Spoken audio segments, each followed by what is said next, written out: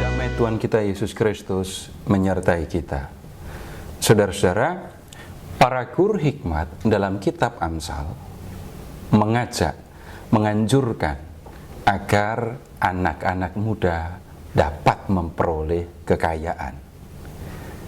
Karena apa? Kekayaan itu mendatangkan banyak keuntungan bagi orang yang memilikinya. Nah, kita akan melihat hal ini. Yang pertama, kita akan lihat bagaimana kitab Amsal itu menganjurkan supaya orang memiliki kekayaan. Dan yang kedua, kita akan melihat keuntungan yang didapatkan dari kekayaan yang mereka miliki. Baik, kita lihat yang pertama dulu. Anjuran atau ajakan supaya orang memperoleh kekayaan. Ada amsal-amsal yang menunjukkan hal yang seperti ini.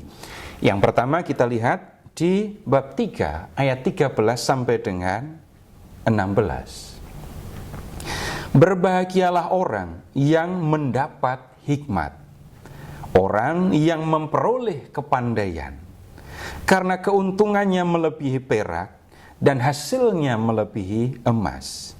Ia lebih berharga daripada permata.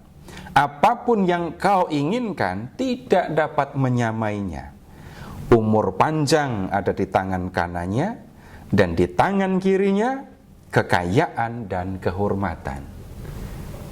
Nah, Amsal ini memang merupakan anjuran dan ajakan supaya orang memperoleh hikmat.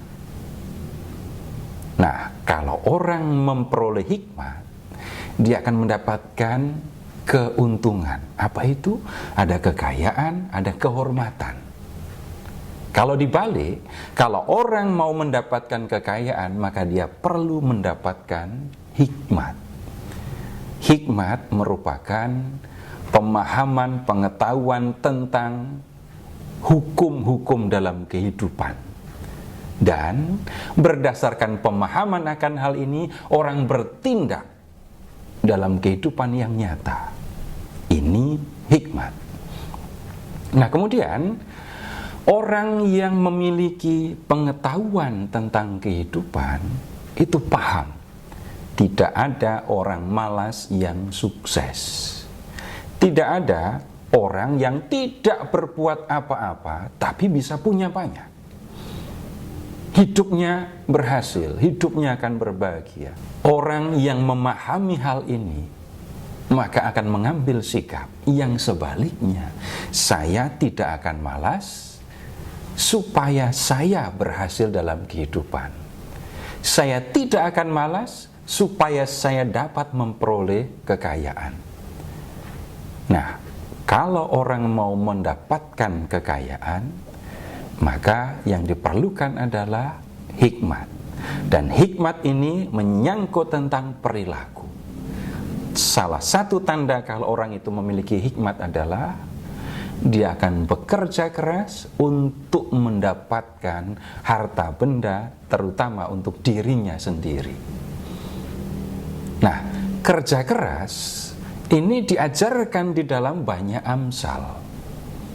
Orang diajak untuk belajar dari semut yang pada musim panas mengumpulkan makanan supaya di musim dingin mereka bisa bertahan hidup. Orang yang mengharapkan atau ingin mendapatkan kekayaan, dia harus bekerja. Kemudian cara lain untuk mendapatkan kekayaan itu bisa dilihat di kitab Amsal bab 22 ayat 4. Imbalan kerendahan hati dan takut akan Tuhan adalah kekayaan, kehormatan, dan kehidupan. Dari Amsal ini kita bisa melihat kalau mau memperoleh kekayaan, maka orang diajak untuk rendah hati dan kemudian takut akan Tuhan. Tuhan akan melihat apa yang dilakukan oleh orang yang rendah hati, orang yang takut akan Tuhan, dan kemudian akan memberikan ganjaran. Dan ganjaran yang diberikan kepada orang-orang ini adalah kekayaan, kehormatan, dan kehidupan. Kekayaan menjadi salah satu ganjaran yang diberikan Tuhan kepada orang yang rendah hati dan yang takut akan Tuhan. Saudara-saudara, kalau melihat Amsal-Amsal ini, seolah-olah kitab ini hanya memikirkan soal duniawi. Bisa dikatakan seperti itu, karena apa? Ketika kitab Amsal ini ditulis, orang belum sampai pada keyakinan akan kebangkitan badan dan kehidupan kekal. Tuhan itu adil. Ya, Tuhan adil. Dan keadilan Tuhan itu tampak di dunia. Orang benar mendapatkan ganjaran, orang jahat mendapatkan hukuman. Hukuman dan ganjaran untuk manusia diberikan oleh Tuhan selama manusia hidup di dunia. Nah, kekayaan itu merupakan salah satu ganjaran yang diberikan oleh Tuhan kepada orang benar. Nah, saudara-saudara, sekarang kita akan lihat hal yang kedua. Apa untungnya kalau orang memiliki kekayaan? Kita bisa melihat sekarang Amsal bab 10 ayat 15. Dikatakan begini: harta orang kaya ialah kotanya yang kuat, tetapi kebinasaan orang melarat ialah kemiskinannya. Harta orang kaya ialah kotanya yang kuat. Nah, Amsal yang senada dengan ini ada di bab 18 ayat 11. Kota yang kuat bagi orang kaya ialah hartanya, dan seperti tembok yang tinggi menurut anggapannya. Orang-orang Israel di zaman dulu tinggal di kota-kota, dan kota-kota mereka terletak di atas bukit, dan kota-kota itu dilindungi dengan tembok atau benteng. Nah, ketika terjadi serangan dari musuh, maka penduduk kota akan masuk ke dalam kota. Musuh harus berjuang kalau mau menguasai satu kota. Mereka harus mendaki bukit tempat kota itu berada. Mereka juga harus menghadapi tembok benteng yang melindungi kota ini. Nah, penduduk kota aman selama berada di dalam kota yang berbenteng ini. Nah, dua Amsal ini tadi memberikan gambaran kekayaan itu seperti tembok, seperti kota berbenteng bagi orang yang memilikinya. Kekayaan itu menjadi perlindungan untuk orang-orang yang memilikinya. Melindungi dari apa? Kita ambil contoh. Saudara-saudara, silahkan mengingat ketika terjadi kelaparan di zaman Yakub, di zaman Yusuf. Yusuf tinggal di Mesir, kemudian dia mengatur persiapan perbekalan menghadapi kekeringan. Sementara itu di Kanaan, ayahnya Yakub dan saudara-saudaranya harus menghadapi masa kelaparan. Mereka punya uang. Dengan menggunakan uang yang mereka miliki itu, mereka pergi ke Mesir, membeli gandum, dan mereka bisa bertahan menghadapi kelaparan. Keluarga Yakub bisa bertahan menghadapi bahaya kelaparan karena mereka punya uang. Jadi uang mereka, kekayaan mereka itu melindungi keluarga dari bahaya kelaparan. Nah, apalagi keuntungan ketika orang memiliki kekayaan. Kita bisa lihat di Amsal bab 14 ayat 20. Juga oleh temannya orang miskin itu dibenci, tetapi sahabat orang kaya itu banyak. Hal senada kita temukan di Amsal 19 Di ayat 4 dikatakan begini, kekayaan menambah banyak sahabat, tetapi orang miskin ditinggalkan sahabatnya.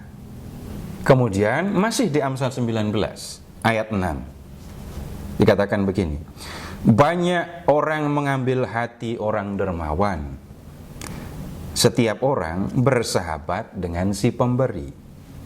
Lalu ayat 7, orang miskin dibenci oleh semua saudaranya, terlebih lagi sahabat-sahabatnya menjauhi dia. Kalau kita memperhatikan Amsal-Amsal ini, ada keuntungan lain. Ketika orang memiliki kekayaan, sahabatnya akan banyak. Nah, saudara-saudara, begini, orang Israel, orang Timur Tengah, itu sangat memperhatikan kehidupan sosial. Mereka bukan masyarakat yang individualis, yang tidak memerlukan siapa-siapa. Kehidupan di Perjanjian Lama, ini menampakkan kehidupan Israel di zaman kuno, menunjukkan pentingnya sahabat, pentingnya tetangga, pentingnya keluarga. Nah, hanya orang-orang yang memiliki sahabat, memiliki keluarga, itu yang bisa bertahan menghadapi macam-macam persoalan.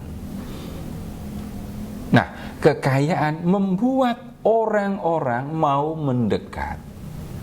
Keuntungan orang yang memiliki kekayaan adalah punya banyak sahabat. Kehidupan di mana seseorang itu punya banyak sahabat, kenalan, saudara, itu adalah kehidupan yang menggembirakan. Nanti sampai di waktu kematian. Kematian yang dipandang mulia adalah kematian yang dihadiri oleh banyak pelayat. Ketika seorang yang meninggal, banyak orang datang menangisi kepergiannya. Itu adalah kematian yang mulia, kematian yang diharapkan. Tapi kalau yang sebaliknya, mati dalam keadaan sendiri, tidak ada yang ngubur, itu merupakan kematian yang mengerikan, menakutkan. Nah, saudara-saudara, kalau kita membaca Amsal-Amsal ini tadi, kita melihat motivasi supaya orang memiliki kekayaan. Kekayaan membawa banyak keuntungan untuk diri sendiri, tapi sekaligus kita perlu memperhatikan kekayaan itu juga merupakan pemberian dari Tuhan.